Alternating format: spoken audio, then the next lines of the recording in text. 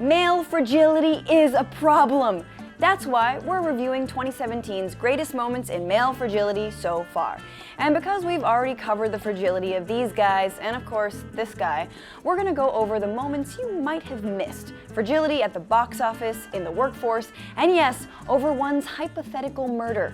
Oh, it goes deep.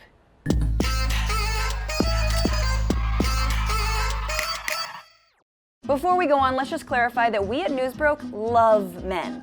Matt is a man. Our camera guy Hugo is a man. Our content strategist is of course a man. My cat is my cat's a lady. Thank God. What? And while patriarchy might concretely hurt women in the form of sexual assault, unequal pay, and a wasted afternoon watching makeup tutorials, talking about patriarchy can hurt male feelings. It's called male fragility, defensiveness at the discussion of sexism, and the inability to accept or take some responsibility for inequalities between men and women by acting like, and I don't use this word often, a whiny bitch. In a world where multi-million-dollar superhero movies never have female protagonists, where girlfriends nationwide sit through yet another Transformers sequel, one theater chain dared to show screenings of Wonder Woman for women only. And people got angry. It's hypocrisy at its finest, it's horseshit at its finest. But I'm telling you, these feminists are just female supremacists. If this is deemed okay, if we can have women-only screenings of Wonder Woman, then what's stopping us from having man-only screenings of movies? Shame. Shame is what stops you. And the smell. Shame and the smell. Because men who believe in real equality in the real world know that women getting together to watch a movie about a goddess warrior doesn't pose a real threat. Plus, our goddess armies aren't ready yet. I've said too much. And there are men-only screenings of films. It's called Entourage.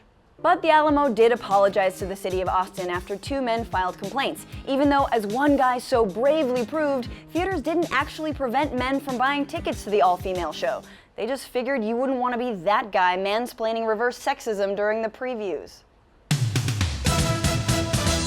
Next up is James Damour.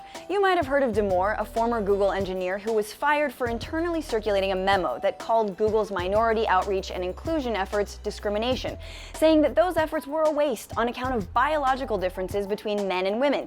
Yeah, that's him wearing a shirt that says Gulag, because Google is exactly like a Soviet work camp, except for the nap pods, volleyball, free sushi, haircuts, and massages. But other than that, it's pretty much Stalinism. After he was fired, Damour denied arguing that women were less capable than men at being engineers. It was that you idiots reading his 3,300-word memo complete with several citations that actually didn't cite anything didn't understand him. Even one of the researchers Damour cited wrote a response to the memo saying Damour misused his science. He said, quote, using someone's biological sex to essentialize an entire group of people's personality is like surgically operating with an axe. To which Damour said, actually women are biologically incapable of using axes. I mean, why are men lumberjacks? Science. But no matter, Damour, who says he may sue Google, has fittingly become a darling of the alt-right, which has both cheered him on and coddled him. What's it been like for you? I mean, is it hard to sleep? Is it hard to concentrate? Yeah, it's definitely been hard to sleep. There was a surprising amount of attacks that were just at my race and gender. Yes, having people classify you based on gender and race when you just want to live your life sucks. Women and people of color know exactly how that feels. And look, you've gotten job offers from other men in your male-dominated field that don't even know you, but just assume that you'd be qualified, including one from Julian Assange, because that's what happens when your only friends are Chinese takeout boxes. And the last moment of male fragility you might have missed has to do with fragility about trans women having too many rights. This one comes from Tucker Carlson, one of the remaining Fox hosts who hasn't faced sexual harassment charges. Although, to be honest, his show is an unwanted assault on the senses. Back in April, Carlson had Caitlyn Jenner on his show, and she talked about the murder rate of trans women. She was concerned that Attorney General Jeff Sessions didn't care. There was a letter sent to him to try to prosecute the murderers of these trans women as hate crimes, and he never even responded, which is extremely disappointing to me. A few months later, the Department of Justice did say it would prosecute trans murders as hate crimes, but that didn't stop Carlson from getting fragile over trans women having the privilege of being a hate crime victim. I wonder if it's not just enough to prosecute someone for murder. put yourself in the position of someone else. If someone you loved were killed and the murderer received a lesser sentence because your loved one was not a member of the trans community, you'd say, well, that's kind of unfair. I mean, we're all Americans. Excuse me, what? Tucker Carlson is All Lives Mattering Death, which coincidentally is Death's favorite game.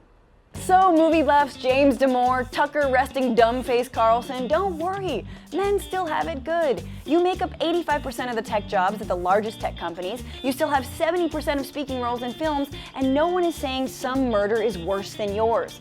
Unless anyone messes with Laverne Cox, then everyone's going to jail. Just let women have some things. Consider it our way of coping with you. Love you. We do really love men. We would love them even more if they subscribed right now. And women. Women subscribe too. Everyone subscribe.